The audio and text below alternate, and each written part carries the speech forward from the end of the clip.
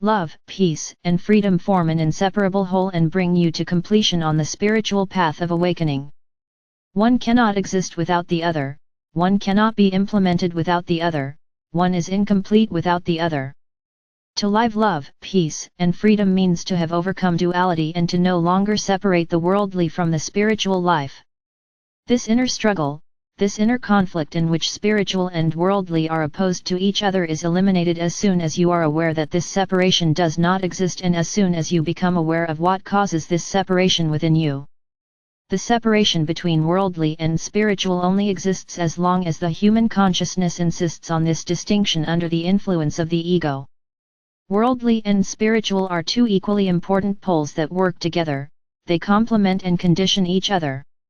Understanding this polarity and integrating it into your thinking, feeling, and acting is part of the realignment that is now taking place among people so that they can lead a life that is open to the world.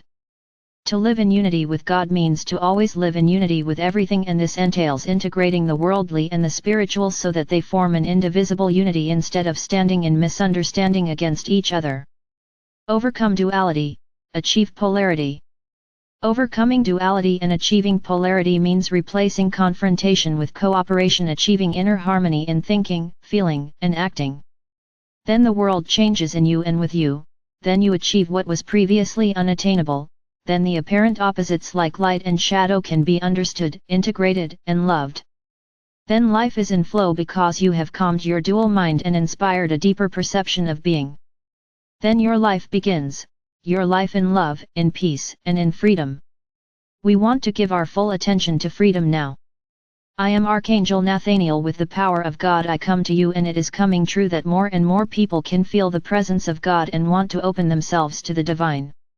Your hearts begin to long for unity, your souls are ready for the great transformation, and your human consciousness breaks down all barriers, gives up the delusions and finds itself again. The great change is taking place through the great changes within yourself. It has begun. It continues. Impressively and unstoppably, humanity is being reborn. The truth breaks through. We have entered an era in which everything is being transformed for the benefit of all. It is obvious that everything is in motion, everything is being moved in the truest and most proverbial sense of the word. No stone is left unturned, and every person is called upon to broaden their perception and, in doing so, to remain true to themselves. As people's longing for the true and beautiful is activated, evil becomes visible. While the true seeker finds the unheard of and the unspeakable, the light penetrates on all levels. While wars, conflicts, and attacks on all living things are the order of the day, humanity is in awakening mode. While sometimes there seems to be no way out of a difficult situation, heaven opens its gates and divine powers come to the aid of people. While everything that has kept the wheel of time turning in secret is revealed, humanity is turning the game around, intervening in a healing way in the wheel of time and in the course of the world. In the sight of God, in these days when everything seems lost, everything is won. For now the truth breaks through purifyingly. Due to this situation, where people are losing trust in familiar faces as well as in established institutions, the desire arises to consciously shape their own reality and to take responsibility for their own existence. The collapse of the systems releases the brakes and is seen by more and more people as a signal for an inner awakening. On all levels, visible and invisible, the new humanity is preparing its path to shape the future in a light-filled, peaceful manner, and connected with earthly and supernatural forces. The time when no stone will be left unturned is now. The changes are fundamental, existential, and all-encompassing. What you don't want. The time when evil serves good, darkness serves light, fear serves love. The greatest service is now, because for the first time humanity is becoming aware of what it does not want. The forces that want to thwart this collective change in consciousness throw everything into the bowl, and so you often end up with a distorted perception. The impression that the course of the world is unfavorable, leading to ruin and not to the ascension that has been repeatedly announced to you, arises because the manipulators of the system want you to think that.